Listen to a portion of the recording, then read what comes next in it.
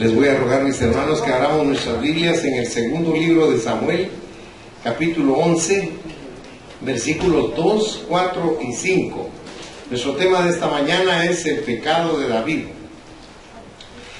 Y dice así la palabra de Dios, leída en el nombre del Padre, del Hijo y del Espíritu Santo. Y sucedió un día, al caer la tarde, que se levantó David de su lecho y se paseaba por el terrado de la casa real.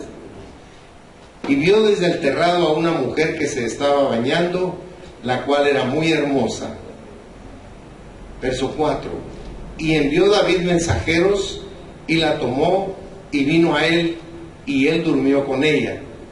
Luego ella se purificó de su inmundicia, y se volvió a su casa. Y concebió la mujer, y envió a hacerlo saber a David, diciendo: estoy encinta. Amado Padre Celestial, te damos gracias por tu palabra. Te pedimos que tu palabra limpie todo nuestro ser, Padre, pero que nos edifique, que nos fortalezca y que nos redarguya. En el nombre de Jesús te lo pedimos. Amén. Pueden sentarse, mis hermanos. El pecado es un tema que es desagradable porque nos alcanza a todos. Pero es bien importante, antes de entrar en el mensaje, explicarles que en el pecado no hay rango. Porque uno ve lo que hizo David y uno piensa: ¡qué bárbaro! ¿Cómo el dulce cantor de Dios podía hacer eso? Hermanos, somos seres humanos y todos tenemos esa naturaleza. No podemos señalar a nadie, no podemos condenar a nadie, porque dice Dios que el que condena a otra persona, a sí mismo se condena, porque estamos en la misma carne, en la misma naturaleza. ¿Saben por qué Jesús tuvo que aclarar eso? Porque les digo, Jesús, señalan al que se ve que hizo algo, pero digo, Jesús, no es necesario verlo, con solo que la persona lo sienta en su corazón, ya pecó.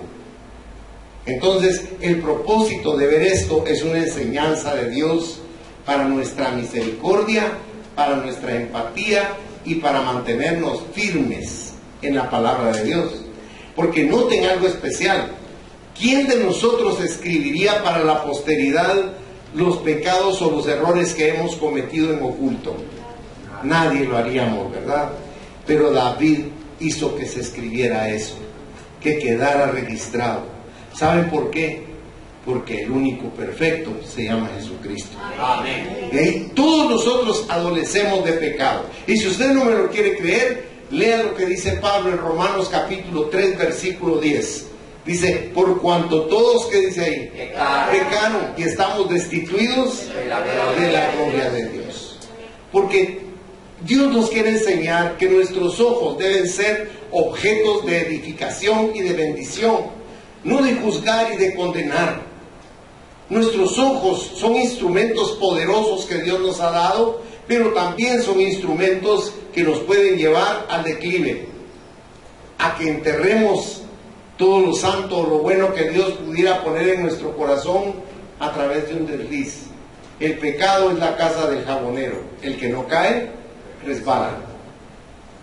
Entonces aquí estamos viendo prácticamente la derrota de David.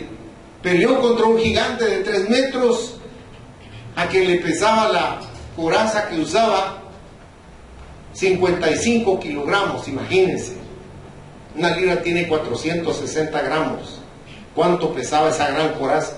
Dice que solo la punta de su lanza pesaba 30 libras, solo la punta de la lanza. Era un hombre gigantesco, era enorme. ¿Y quién lo venció? El Espíritu Santo a través de un niño, a través de David. David derrotó a ese gigante por el poder de Dios que estaba en él. Pero aquí estamos viendo nosotros algo tremendo, porque David es derrotado por su carnalidad. Porque yo quiero decirle algo, casi siempre le echamos la culpa al diablo, pero ¿saben qué? Nosotros mismos somos los que provocamos el pecado muchas veces. Por eso dice Santiago que no culpemos a Dios si somos tentados, dice, porque Dios no tienta a nadie. Y dice que el que peca lo hace de su propio albedrío, de su propio deseo, de su propio corazón. Una escritora cristiana, Netta Money, escribió y dijo: hasta este momento todo había ido bien con David, y si hubiera terminado su vida en ese punto, habría pasado a la historia como un modelo de corrección y caballerosidad. Pero no fue así, porque la tentación de David se convirtió ¿en qué? En codicia. Miren qué tremendo es esto. Y la codicia se cambió en adulterio. La cicatriz de este acto vergonzoso nunca se borró de la conciencia de este cantor de Israel.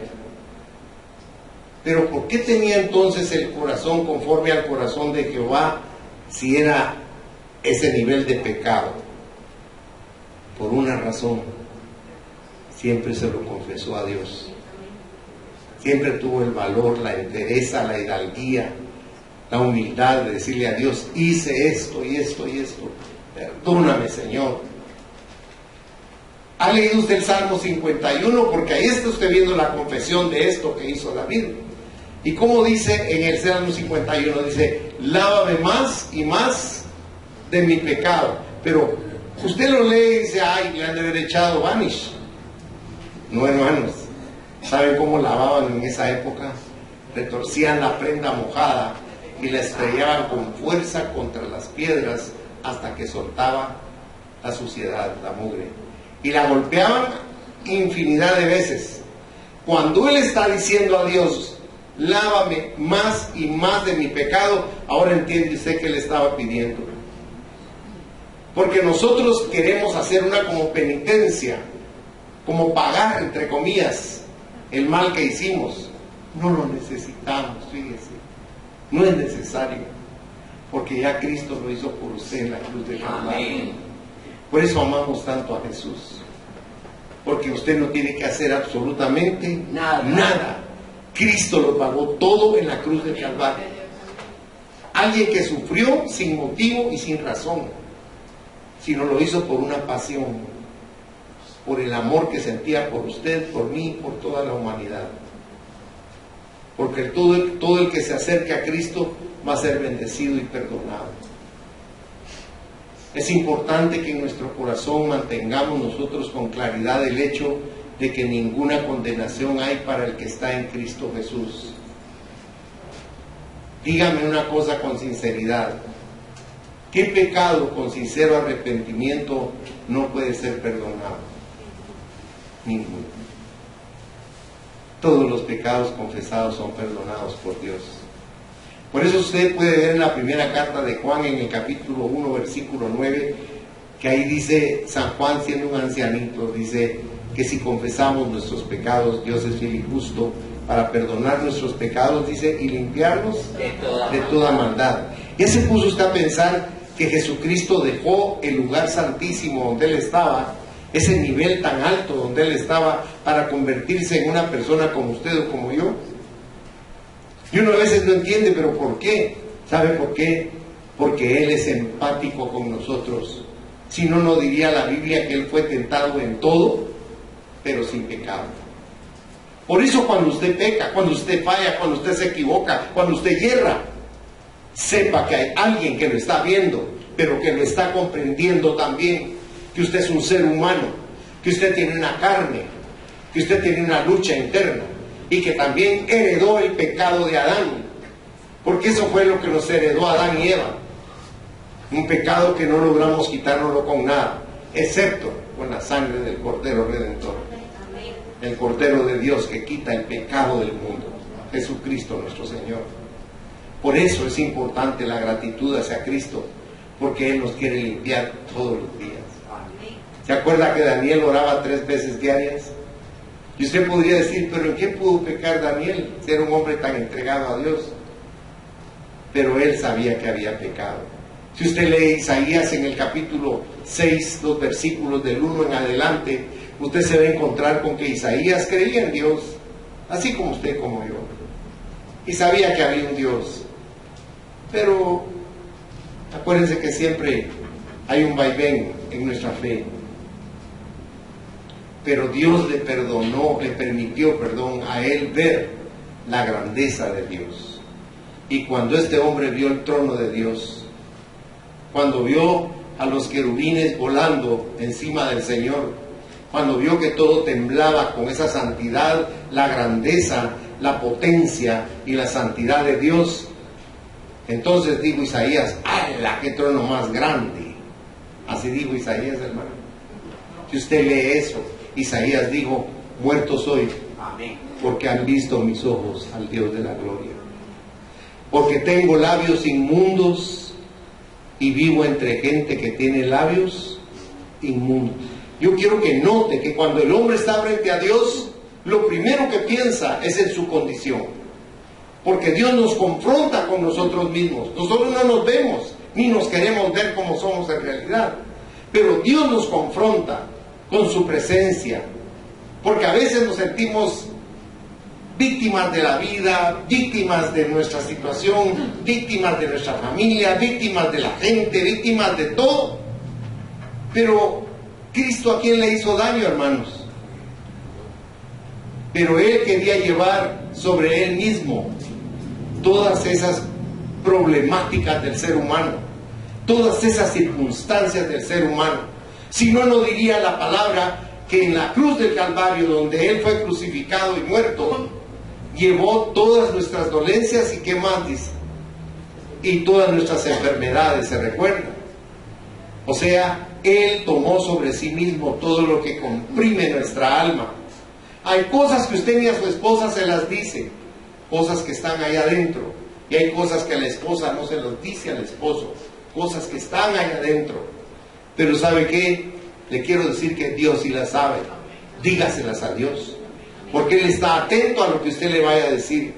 Él quiere escuchar de su boca lo que usted tiene adentro. A veces hasta con Dios tenemos resentimiento, porque las cosas no van como deben ir.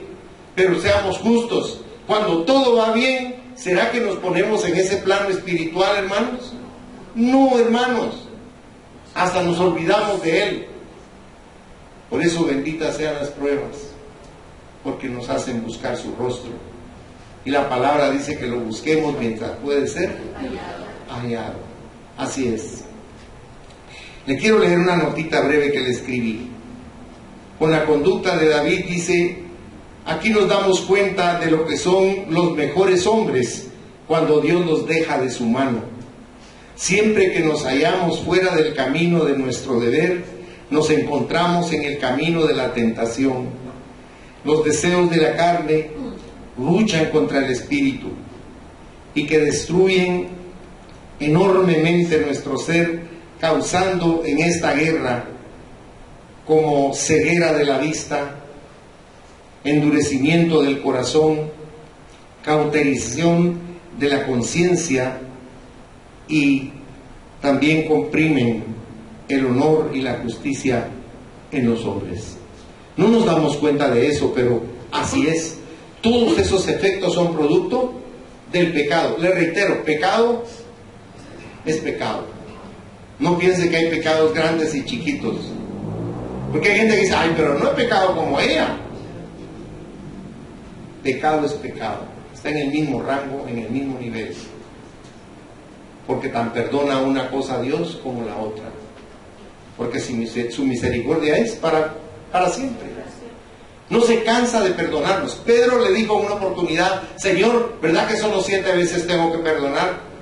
Y el Señor le contestó: no te digo 7, sino 70 veces 7. Y puesto así, es un Google, es un número enorme. ¿Qué le estaba diciendo Jesús? Hay que perdonar siempre. Nuestra función como hijos de Dios es parecernos a Él, y si Él perdona, nosotros ¿qué tenemos que hacer, hermano? Perdonar. Dios viene a romper con los esquemas de vida que recibimos. No te dejes.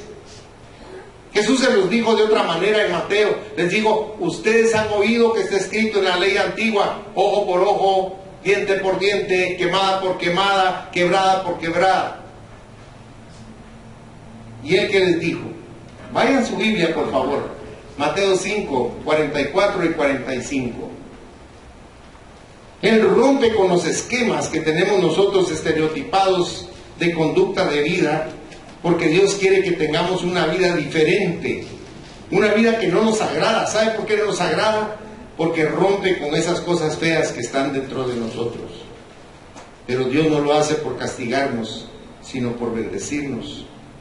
Dice el 44, pero yo os digo, amad a vuestros enemigos, bendecid a los que os maldicen, haced bien a los que os aborrecen, y orad por los que os ultrajan y os persiguen, para que seáis hijos de vuestro Padre que está en los cielos, que hace salir su sol sobre malos y buenos, y que hace llover sobre justos e injustos. O sea, si usted nota, la enseñanza que nos da Dios es nueva, pero va en contraposición de lo que nosotros hemos recibido del mundo. Por eso no es fácil. Ahora usted dirá, ¿y qué hago para poderlo hacer? ¿Qué hago para poder cambiar esa naturaleza que ha sido atávicamente influenciada por ese pensamiento tan humano, tan natural? Dice Filipenses 4:13, todo lo puedo en Cristo que me fortalece. Efesios 6:10 dice que nos fortalezcamos en el poder de su fuerza. Y la fuerza de Dios es esto que está haciendo esta mañana o cuando usted lee su Biblia. Porque está entrando en usted un poder sobrenatural que no tiene nombre ni parangón. Es un poder maravilloso, formidable, porque es el Espíritu Santo entrando como palabra en su ser para ayudarlo a cambiar. Porque ser cristiano no es un gafete, hermanos. Ser cristiano es una nueva manera de vivir. Es algo que se tiene que evidenciar, es algo que se tiene que ver. Decir soy cristiano es bien fácil, pero cambiar nuestra vida para que sin abrir la boca la gente le diga a uno, usted es cristiano, eso es algo diferente. Por eso no es sencillo. Tal vez por eso no esté llena aquí la iglesia. Porque a mí no me gusta decirle las cosas que les agradan a las personas, ni las que no les gusten. Yo digo lo que Dios me pone. Antes de hacer un mensaje, de preparar un mensaje, yo oro para ver qué es lo que Dios quiere que les diga. Si alguna vez usted se ha sentido lastimado por lo que le digo, por favor reclámenle a Jesús, porque Él es el que me dijo que se lo dijera. Y se lo digo de esta manera porque cuando usted tenga tiempo y en su casa pueda leer la vida de Jeremías, usted va a entender por qué le decían el profeta llorón. Le digo al Señor, ya no me mandé, Señor. Cada vez que voy a dejar tus mensajes me dan unas apaleadas tremendas. Y yo les tengo que decir lo que tú me dices, pero ya no, le digo, ya no quiero. Porque no es fácil pararse aquí y hablar cosas que no son de nuestro agrado, pero que son para nuestro bien. Amén. Por eso es tan importante que usted escuche la palabra. Vaya al primer versículo, por favor. El segundo libro de Samuel, capítulo 11, versículo 1. Mire cómo dice. Aconteció el año siguiente, en el tiempo que salen los reyes a la guerra, esa es la primavera, que David envió a Joab y con él a sus siervos y a todo Israel, y destruyeron a los amonitas y sitiaron a Rabá, pero David se quedó en Jerusalén. Mire, aquí encontramos el primer problema. Se entretuvo cuando debía haber estado ocupado. Ahora, vemos que David olvidó su deber y se entregó a la comodidad. La ociosidad espiritual abre las puertas del pecado. Por eso usted ha oído un dicho que dice que la mente desocupada es taller de Satanás, ¿verdad? Así dice el dicho. El creyente que se deja dominar por la inactividad pierde el poder de Dios en su vida. Mire qué interesante. El cristiano tiene una guerra espiritual que no logra comprenderla, no logra entender que tiene una guerra espiritual. Es algo que está en su interior. Si usted va a Efesios 6, versículo 12, ahí le da a Dios a través de Pablo el organigrama que tiene Satanás, porque él es un ser creado, no puede ser como Dios omnipresente. De tal manera que necesita que a los lugares donde va, sus delegados le pasen toda la información que él necesita de las personas. Por eso usted ve que ahí que dice que tenemos lucha contra ¿qué dice? Contra principados, potestades, gobernadores y huestes de las tinieblas, ¿verdad? de oscuridad, de maldad.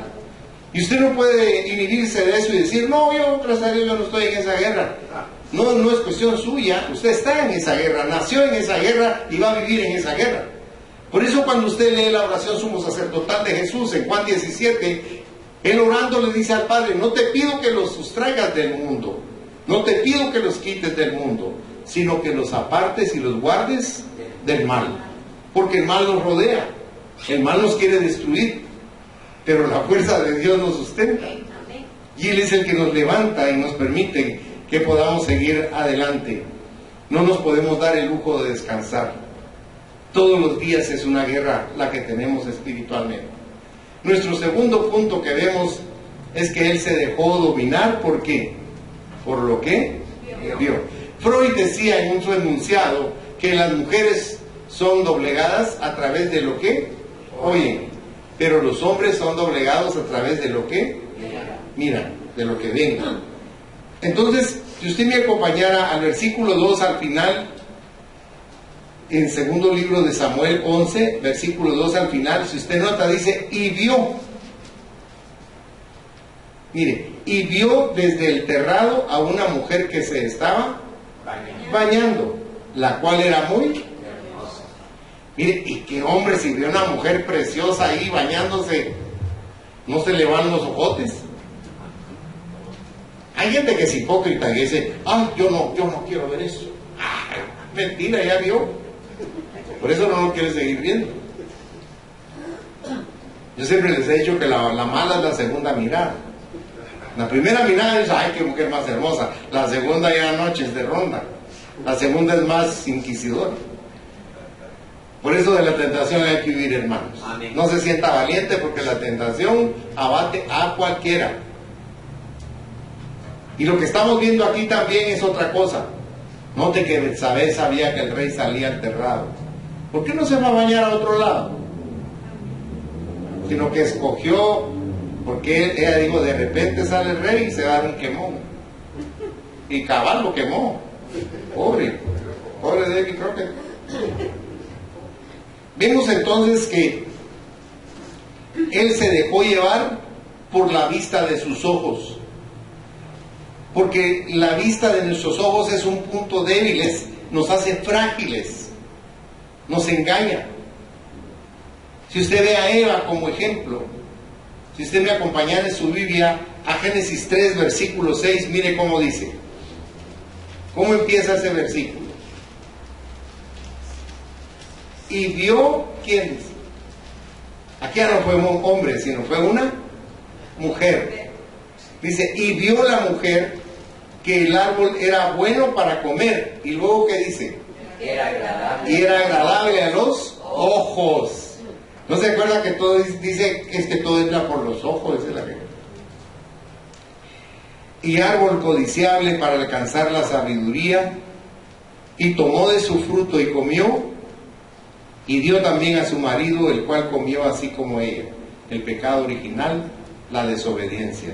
Mire qué cosa más tremenda para nosotros, porque esa herencia nosotros la recibimos. Porque hay terrados por los cuales el creyente no debe caminar. Debemos evitarlo, porque no tenemos fuerza para resistirlo. El diablo sabe cuándo, cómo y dónde presentar la tentación. Y a David lo sorprendió desarmado. ¿Por qué ese era un punto flaco de David? Solo para que usted tenga una idea, ¿me podría decir cuántas mujeres tenía Salomón? 1000. Muy bien. Qué bueno que te sabes eso, muchacho. 1000. Para que tengas una nada más, mano.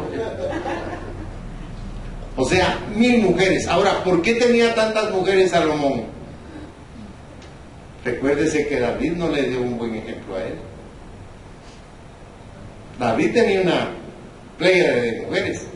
Se recuerda que un montón de mujeres que él ya no utilizaba, perdón que puse esa palabra tan fea, las puso en el terrado, y ahí llegó su hijo y las violó, para decir, mi padre ya no funciona como rey, yo soy el rey, porque quería matar a su papá. Todo eso fue consecuencia del pecado, Porque uno no se puede dar cuenta la proyección que tiene eso de mal para la vida nuestra y de nuestra familia. Es algo tremendo. Por eso Dios nos lo enseña con amor, para que estemos prevenidos y no caer en eso. La Biblia nos exhorta con estas cosas. Mire, analice conmigo en Primera de Pedro, el capítulo 5, los versículos 7 y 8, si fuera tan amable, 8 y 9, perdón. Dice el versículo 8, sed sobrios. Paremos un momentito ahí. Nosotros asociamos la sobriedad con no tomar licor, ¿verdad? Pero yo quiero explicarle que esa es una palabra que se aplica aun cuando estamos sanos, pero nos distraemos con muchas cosas. Por eso está diciendo aquí Pedro, sed sobrios y velad, como que dice, estén muy atentos. Porque vuestro adversario el diablo, como león rugiente, anda alrededor buscando a quien devorar. Ahora, ¿qué come el león, hermanos? Carne. Carne. Entonces nos está diciendo que si andamos en la carne, nos va a comer. Nos dice el verso 9, al cual resistid firmes en la fe, sabiendo que los mismos padecimientos se van cumpliendo en vuestros hermanos en todo el mundo. O sea, no solo es a uno al que atacan a toda la humanidad, porque es una lucha la que el diablo tiene contra nosotros. Betsabé fue tan pecadora como David, no podemos eximirla a ella. Vea el versículo 4 conmigo, por favor. En el segundo libro de Samuel 11, versículo 4, dice la palabra, y envió David mensajeros y la tomó, ¿y qué dice su Biblia? Note eso, y vino a él. Yo le quiero explicar algo especial. Si ella le hubiera dicho a los mensajeros del rey, no voy, porque soy esposa de Urías, y yo respeto a mi padre y a mi esposo, ¿qué hubiera podido hacer David? Nada. Porque ante los ojos del pueblo él era perfecto ante los ojos de Dios. No la podía obligar. Pero si usted sigue leyendo ahí conmigo, dice, y vino a él, y él durmió con ella. Luego ella se purificó de su inmundicia y se volvió a su casa. Esto es interesante también. Esta mujer no tuvo respeto entonces de su pudor personal. También vemos que no tuvo respeto por el nombre de su esposo, Urías. ¿Sabe qué quiere decir Urías?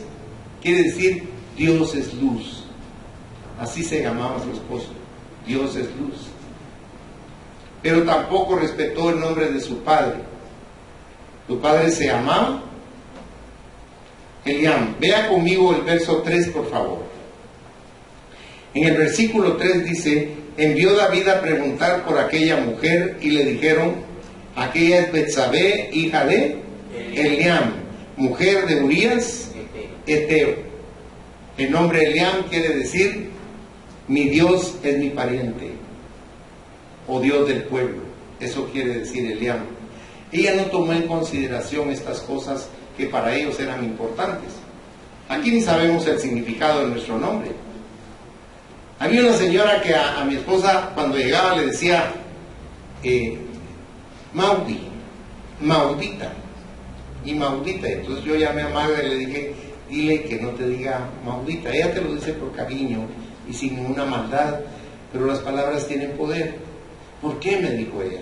Porque Maudita es maldita. Me dijo ella. Y así hasta en la calle me dice, adiós Maudita, adiós. Le digo, esto de ver. Explícale, tú explícale con amor para que, y gracias a Dios la señora entendió. Yo lo hacía por cariño, pero no sabía. Entonces yo le expliqué que las palabras tienen poder. Por eso cuando usted bendice, es maravilloso. Pero cuando usted maldice, le voy a poner un ejemplo bíblico. Usted se recuerda que Eliseo anduvo detrás de Elías cuando iba a ser llevado por Dios al cielo. Y Elías pasó un carro de fuego y se lo llevó, y fue algo increíble para todos e incluso para Eliseo.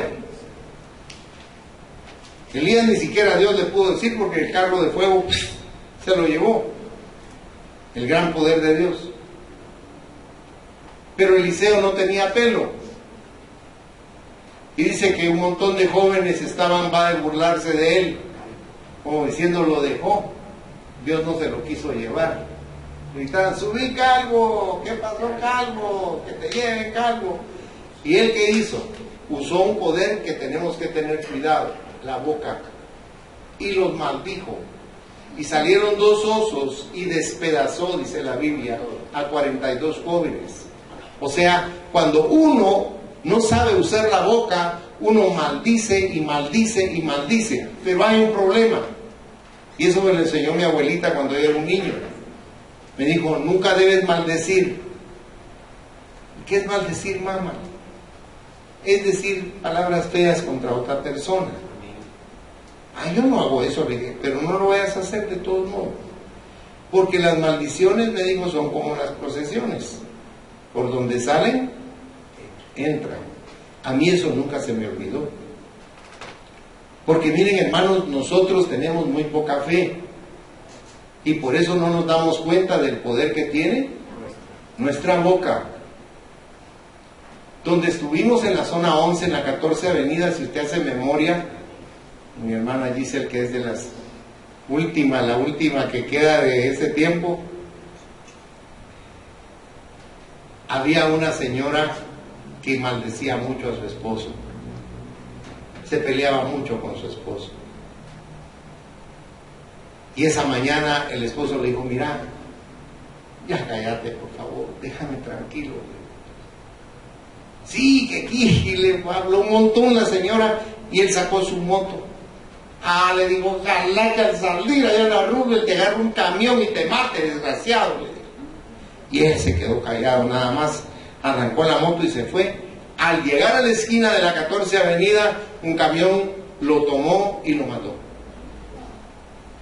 Esa mujer pegaba alaridos, gritos, estaba como loca, pero no tanto por lo que le había pasado al esposo, sino porque ella lo programó, ella lo maldijo. Hermanos, no maldigan a nadie, solo bendigan, porque también la bendición regresa. Seamos sabios para usar nuestra boca, porque nuestra boca tiene mucho poder. ¿Qué dice Proverbios de la lengua? El poder de la vida y de la muerte, ¿dónde está? En la lengua, en la lengua. Ustedes cuando oran creen que Dios no los oye. Ustedes cuando oran creen que Dios no les va a responder.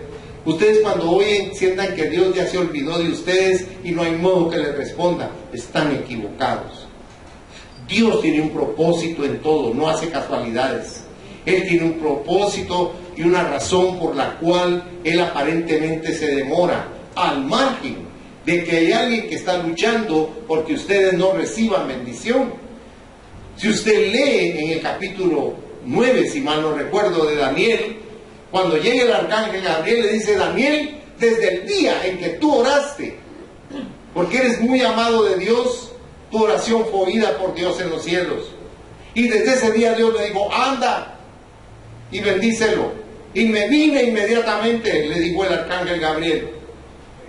Pero en el camino me salió Satanás y me detuvo por 21 días.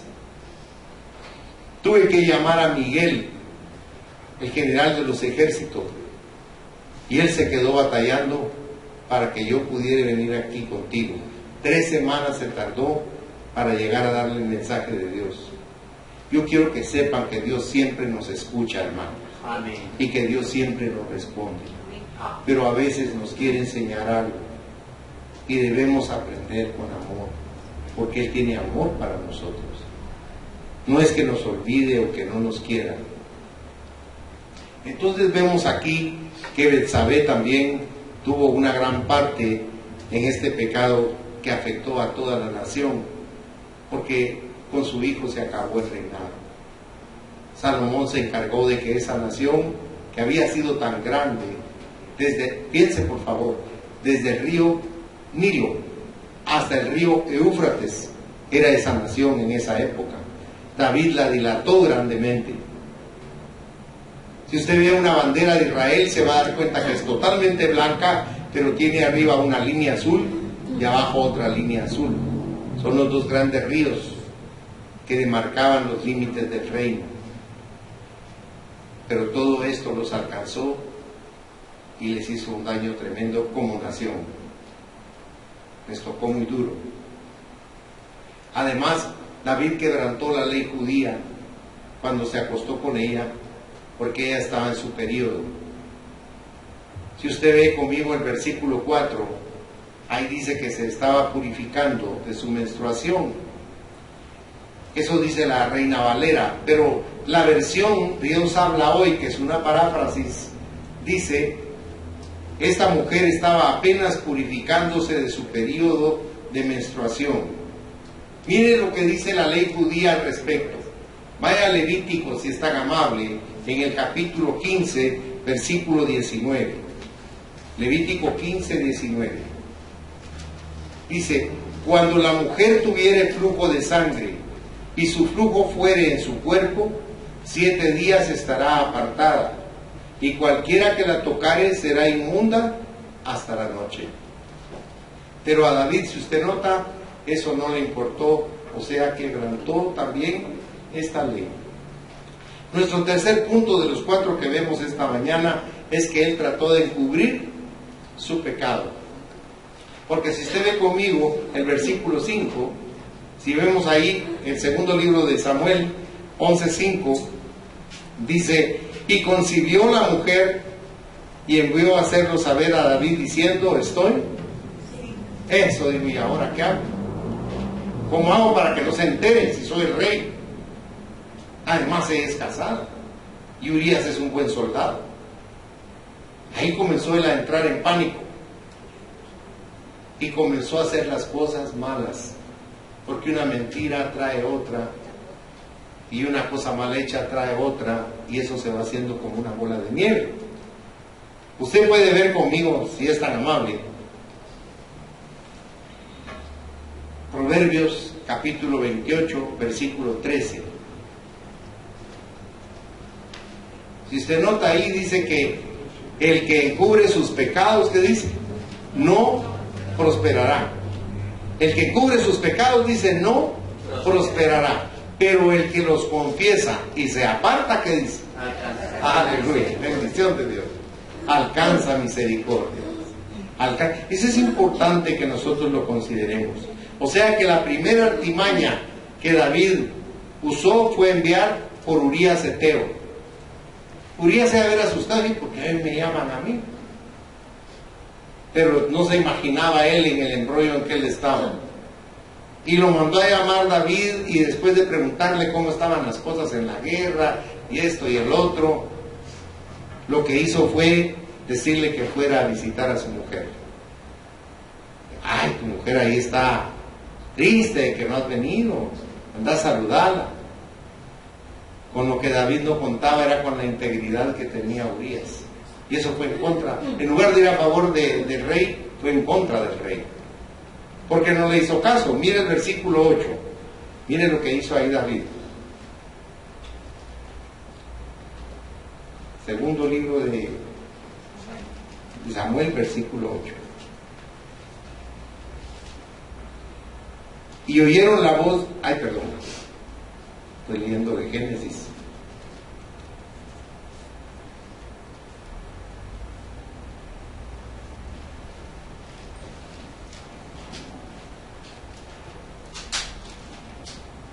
No me lo pusieron por aquí, pero aquí lo tengo. Perdón el lapsus, mis hermanos. Después dijo David a Urías: desciende a tu casa y lava tus pies. ¿Sabe qué quiere decir eso? Entra, báñate, ponte cómodo, ponte tu pijama y quédate ahí tranquilo. Y saliendo Urías de la casa del rey, se fue para su casa y se puso la pijama. No, dice así, ¿verdad? Dice: Urías de la casa del rey le fue enviado presente de la mesa real. Verso 9. Mas Urías durmió a la puerta de la casa del rey con todos los siervos de su señor. ¿Y qué dice su Biblia? No descendió a su casa. Piense por un momento el gran problema en el que David estaba metido. Porque pues, en ese instante David estaba como loco, diciendo: ¿y ahora qué hago? Este no se deja llevar por donde yo lo quiero llevar. Y la segunda artimaña que usa entonces David para ver si Urías pasaba la noche con su mujer fue embriagarlo. Vean conmigo el versículo 11, si es tan amable. Segundo libro de Samuel. El 13 es, perdone, versículo 13. Y David lo convidó a comer y a beber con él hasta embriagarlo. Y él salió a la tarde a dormir en su cama con todos los siervos de su señor, mas no descendió a su casa. Aquí se le complicaron más las cosas a David. Por más que estaba haciendo artimañas, no podía. Entonces utilizó algo muy malo. Si usted ve conmigo los versículos del 14 al 17, su cuarta artimaña, su tercera artimaña, perdón, dice: venida la mañana, escribió David a Joab una carta, la cual envió por mano de Urías, y escribió en la carta diciendo: poned a Urías al frente en lo más recio de la batalla, y retiraos de él para que sea herido y muera. Así fue que cuando Joab sitió la ciudad, puso a Urías en el lugar donde sabía que estaban los hombres más valientes. Y saliendo luego los de la ciudad, pelearon contra Joab, y cayeron algunos del ejército de los siervos de David. ¿Y qué dice su Biblia? Y murió también Urías el. Mire qué asesinato más ingrato ¿verdad? Uno no esperaría que David hubiera llegado a eso, pero lo que le quería decir es que el pecado es un poder que nosotros no logramos calificar y cualificar, porque tiene un poder tremendo. Nosotros creemos que podemos con eso, pero no podemos, hermanos. Solo Dios nos puede ayudar a que nosotros luchemos contra estas fuerzas. La cuarta artimaña del rey fue casarse rápidamente entonces con Betsabé para que se arreglara esta situación tan incómoda para él. Después de terminar los 7 días de luto, vino el rey y se casó con Betsabé. Miren los versículos 26 y 27 conmigo, si es tan amable. Oyendo la mujer de Urías que su marido Urías era muerto, hizo duelo por su marido, y pasado el luto envió David y la trajo a su casa, y fue ella su mujer, y le dio a luz un hijo. Pero note el final de eso, por favor. Mas esto que David había hecho fue desagradable ante los ojos de Jehová. Si usted se fija en todo lo demás, Jehová se había quedado al margen, pero aquí ya él colmó la copa, colmó el vaso con esa actitud que él tomó. Porque en todas estas artimañas David trató de ocultar, de justificar, de exonerar, de disimular su pecado ante los ojos de la humanidad, pero ante Dios no. Mire, téngame paciencia. Solo le quiero enseñar lo que escribió David al respecto de escondernos de Dios, porque esa es una costumbre humana y se lo voy a mostrar aquí en la Biblia. Vayan a su Biblia, por favor, al Salmo 139, si fuera tan bondadoso. Son 24 versículos y voy a tratar de ser breve. Lo único que le suplico es que usted lo asimile, porque es para su bendición.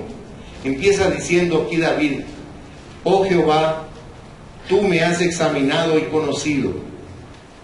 Tú has conocido mi sentarme y mi levantarme. Has entendido desde lejos mis pensamientos. Has escudriñado mi andar y mi reposo, y todos mis caminos te son conocidos. Pues aún no está la palabra en mi lengua, y he aquí, oh Jehová, tú la sabes toda. Detrás y delante me rodeaste, y sobre mí pusiste tu mano. Tal conocimiento es demasiado maravilloso para mí. Alto es, no lo puedo comprender. ¿A dónde me iré de tu espíritu? ¿Y a dónde huiré de tu presencia? Si subiere a los cielos, ahí estás tú.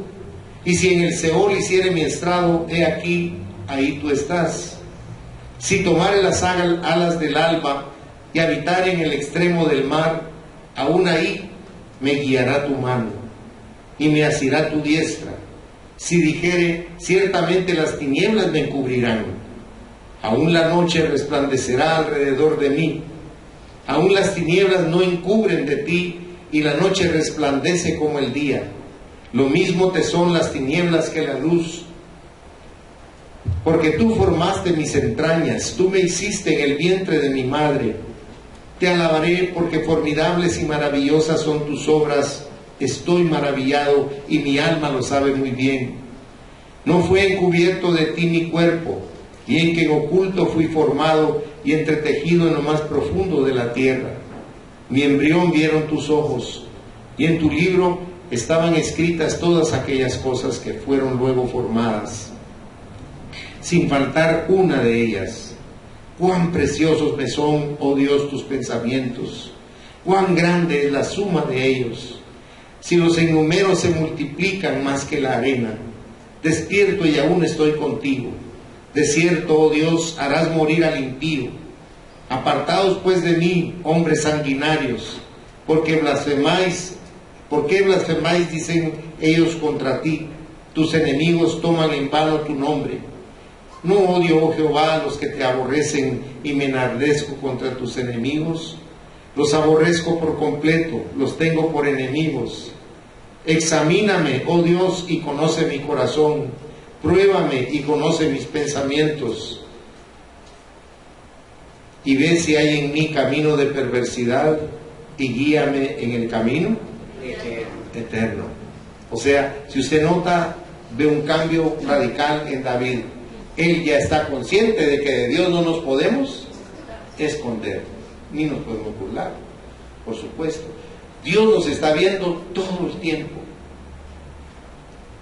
Pero entienda algo, por malo que sea lo que usted haga, Dios lo sigue amando, porque está pendiente de que usted se arrepienta y pida perdón, porque usted es hijo o es hija. Los que no son hijos no tienen ese privilegio, pero nosotros como hijos de Dios sí lo tenemos. Y termino con esto. En todo drama pecaminoso, Dios estaba observando la vida de David. Si lee conmigo el versículo 27,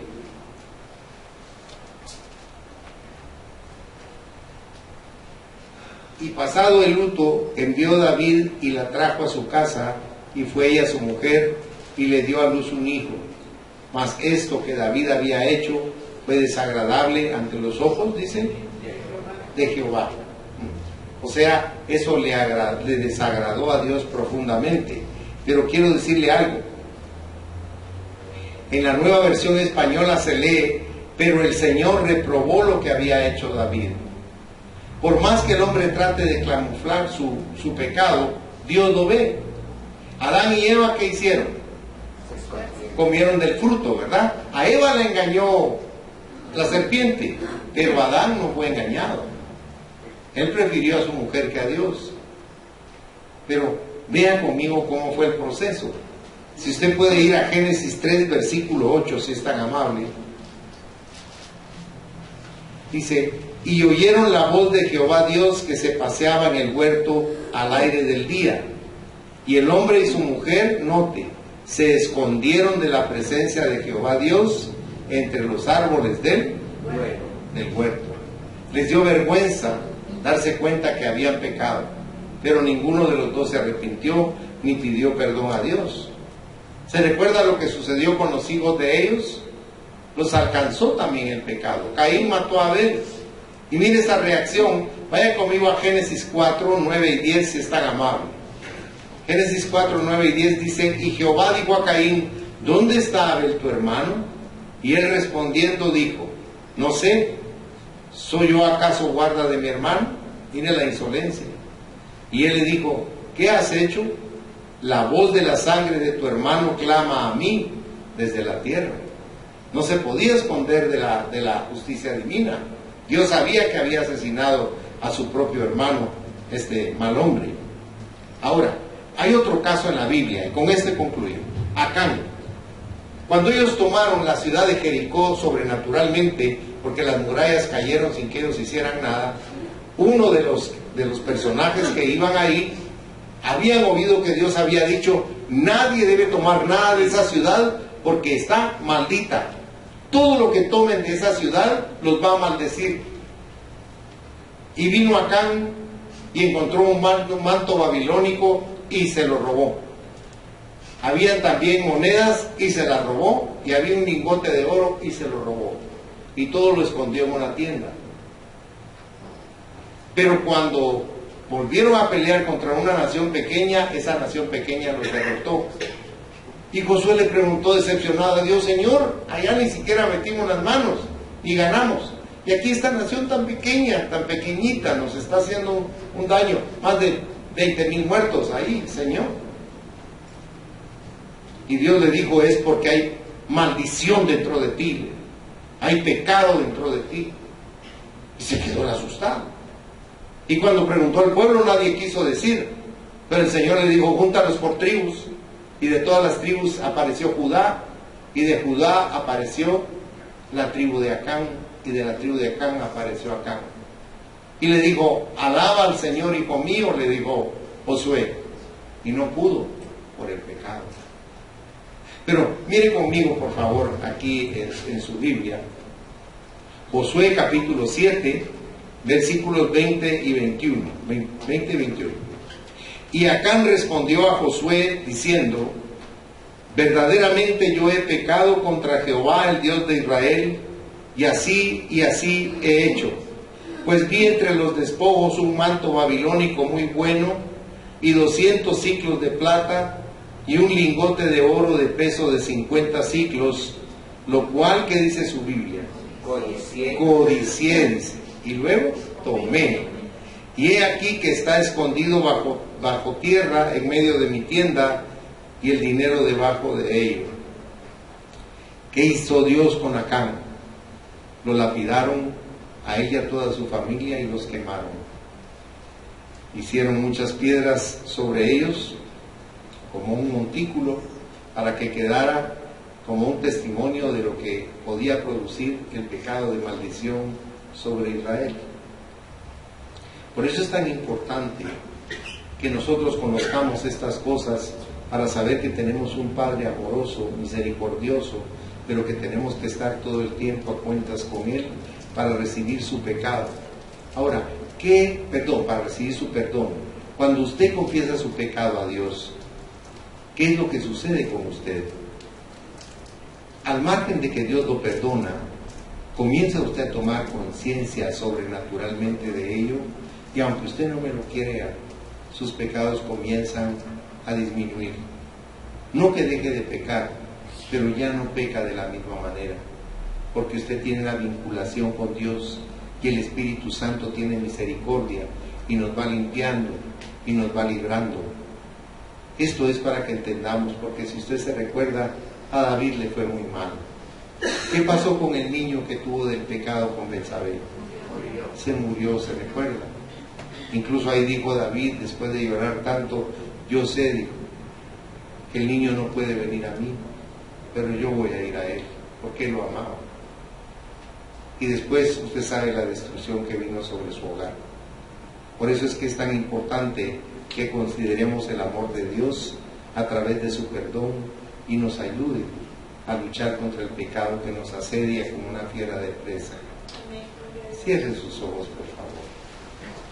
Quisiera leerle lo que dice Génesis 4:7 de la Biblia Dios habla hoy.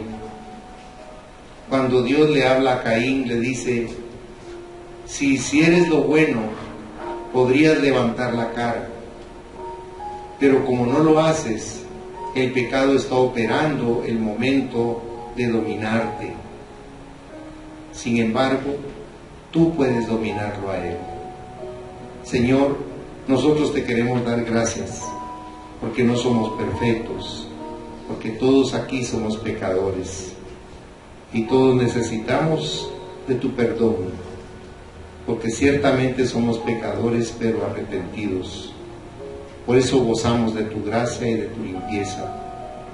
Yo te pido que mires a tu pueblo esta mañana y que los bendigas con esa bendición maravillosa que es el perdón, que los limpies de toda contaminación, que los libres de toda condenación, que ellos sean canales limpios y benditos tuyos para bendecir a sus hijos y a los hijos de sus hijos. porque ese es tu anhelo, que seamos difusores de bendición, así como damos la provisión para el sustento de nuestros hogares. Así permítenos dar también pureza, santidad y herencia de bendición sin pecado a nuestra familia. No que pretendamos ser mejores que los demás, sino que nos ayudes a disminuir el nivel de pecado que nos asedia, para que seamos más que vencedores contigo, Señor. Por eso yo declaro que este pueblo que está aquí esta mañana ante ti es un pueblo bendito, el cual yo curo con la sangre preciosa de Jesucristo, para que se cumpla tu palabra sobre ellos, alcanzándolos con tu misericordia y favor, limpiándolos de todo pecado a través de perdonarlos con todo el perdón que desciende de ti desde el lugar santísimo, y emblanqueciendo sus vidas al quitar de ellos toda maldad que hubiera venido a ellos. Te pido que sean benditos en su entrar y en su salir. Te ruego que cada día te amen más y te conozcan más, y que se sientan dichosos de ser tus hijos, porque tú nos perdonas, porque tú nos alivias, porque tú nos sanas, porque tú nos das provisión, porque tú nos sacas del hoyo profundo y cenagoso y pones nuestros pies sobre la piedra, porque tienes misericordia de nosotros. Por eso yo bendigo a tu pueblo con todo amor, en el santo y poderoso nombre de Jesucristo, dejando tu paz eterna dentro de su ser. Amén, Señor, y amén. Que el Señor les bendiga ricamente, mis hermanos.